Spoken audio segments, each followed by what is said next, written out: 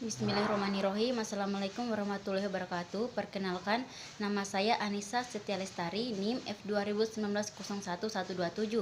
Saya dari kelas C3 Farmasi, program studi S1 Farmasi, Fakultas Sains dan Teknologi, Universitas Mandala Walia Kendari. Di sini saya akan menjelaskan tentang hubungan struktur dan aktivitas obat antibiotik.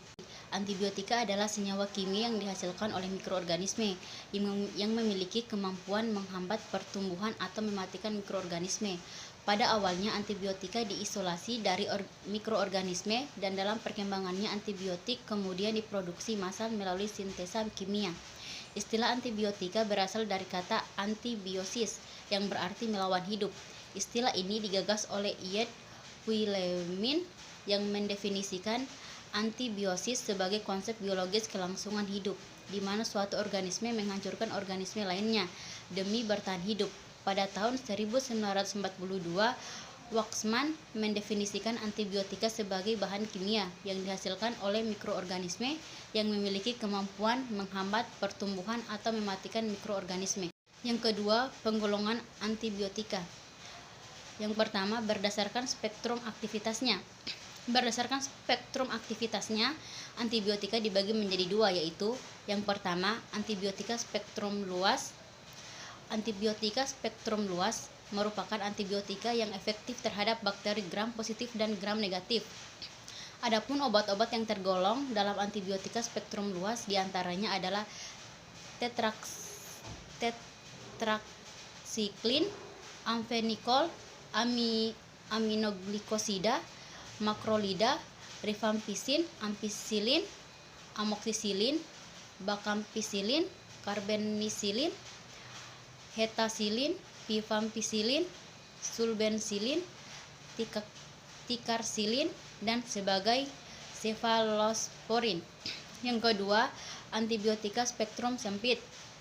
Adapun antibiotika spektrum sempit merupakan antibiotika yang efektif hanya pada bakteri gram positif atau bakteri gram negatif saja. Adapun pembagian antibiotika spektrum sempit beserta contoh obatnya yakni antibiotika yang efektif terhadap bakteri gram positif yakni Bacillus erythromycin, benzilpenicillin, penicillin, G-procaine, penicillin V, penicillin K, methicillin NA, nafcillin NA, oxacillin NA, cloxacillin NA, dicloxacillin NA, fluoxacillin linkosamida, asam sulfat. Antibiotika yang efektif terhadap bakteri gram negatif yakni colistin, polymyxin, B-sulfat, sulfomycin. Antibiotika yang efektif terhadap Mycobacterium yakni streptomycin, kanamycin, sikloserin, rifampicin, fiomycin, capreomycin. Antibiotika yang efektif terhadap jamur yakni glycofulvin, nystatin, amphotericin B, dan candidin. Antibiotik yang aktif terhadap neoplasma yakni actinomycin, bleomycin, daunorubicin, doxorubicin, mitomycin, dan mitramycin. Yang kedua, penggolongan atau klasifikasi antibiotika berdasarkan mekanisme kerjanya dibagi menjadi 4, yaitu antibiotika yang menghambat sintesa dinding sel bakteri.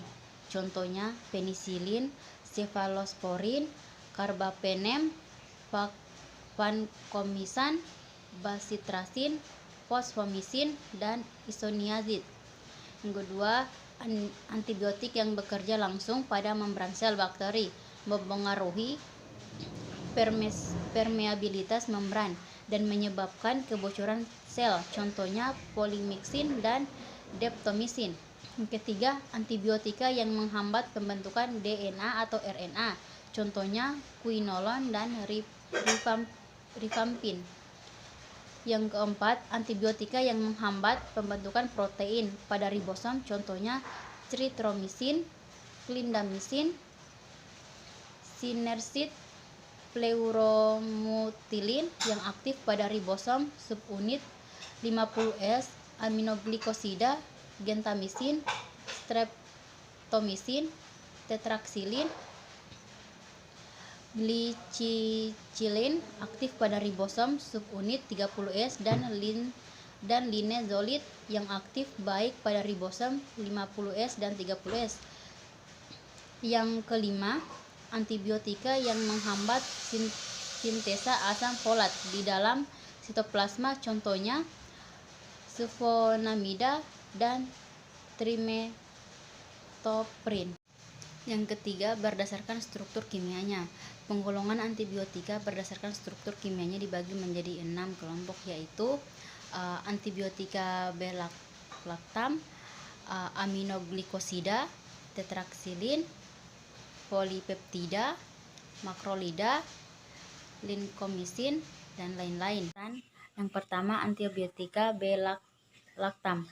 Antibiotika beta-lactam terdiri atas 2 subkelompok, yaitu 1 antibiotika turunan penisilin dan 2 antibiotika turunan cefalosporin. Yang pertama, antibiotika turunan penisilin.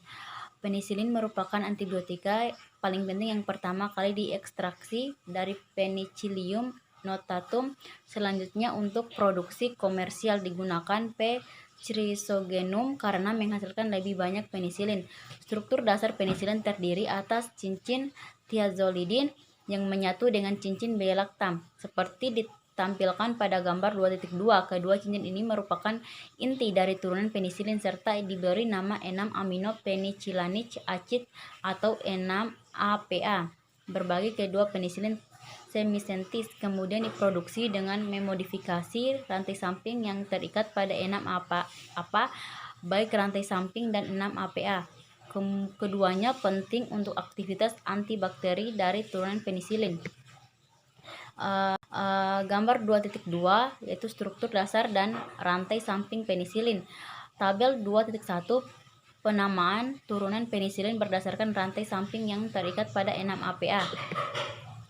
Selanjutnya, antibiotika turunan penisilin dapat diklasifikasi lebih lanjut menjadi 5, yaitu yang pertama, penisilin yang peka terhadap penisilase. Ciri atau karakteristik penisilin yang peka terhadap penisilase adalah yang pertama, memiliki potensi yang baik melawan Staphylococcus dan Streptococcus. Yang kedua, berguna melawan beberapa kokus gram positif. Yang ketiga, tidak efektif terhadap Bacillus gram negatif. Tabel 2.2 yaitu antibiotik turunan penisilin yang peka terhadap penisilinase. Yang kedua yaitu aminopenisilin. Ciri atau karakteristik aminopenisilin adalah memiliki spektrum aktivitas yang luas melawan bakteri gram negatif dan gram positif, tidak efektif terhadap Pseudomonas aeruginosa. Tabel 2.3 antibiotik turunan penisilin yang termasuk kelompok aminopensi. Bagian 3 antipseudomonal penisilin. Contoh-contoh antibiotik turunan penisilin yang merupakan kelompok antipseudomonal penisilin ditampilkan pada tabel 2.4, yaitu antibiotik turunan penisilin yang merupakan kelompok antipseudomonal penisilin. Yang keempat, ureidopenicillin. Contoh-contoh antibiotik turunan penisilin yang merupakan kelompok ureidopenicillin ditampilkan pada tabel 2.5, yaitu dilihat pada tabel 2.5 antibiotik turunan penisilin yang termasuk kelompok ureidopenicillin. Kelima, turunan penisilin lainnya. Contoh-contoh antibiotik turunan penisilin yang merupakan kelompok turunan penisilin yang lainnya ditampilkan pada tabel 2.6, yaitu antibiotik turunan penisilin yang termaksud kelompok turunan penisilin. Selanjutnya yaitu hubungan struktur aktivitas turunan penisilin. Penisilin alami telah mengalami banyak modifikasi pada molekulnya untuk membuat turunan penisilin baru dengan sifat yang lebih baik. Diantaranya yang pertama yaitu penisilin yang tahan asam karena adanya gugus penarik elektron seperti gugus fenoksi yang terikat pada rantai samping amino. Gugus tersebut mencegah penata ulangan penisilin menjadi asam fenilat yang terjadi dalam suasana asam. Yang kedua, penisilin yang tahan terhadap B-laktamase karena adanya gugus merua pada rantai samping amino, misalnya cincin aromatik yang pada kedudukan orto mengandung gugus halogen atau metoksi. Yang ketiga, penisilin dengan spektrum luas, yaitu karena ada gugus hidrofil seperti NH2 pada rantai samping sehingga menembus obat melalui pori saluran protein membran terluar bakteri gram negatif menjadi lebih besar. Yang keempat, penisilin yang aktif terhadap bakteri gram negatif dan Pseudomonas aeruginosa disebabkan adanya gugus asidik pada rantai samping seperti COOH, SO3H, dan NaCO.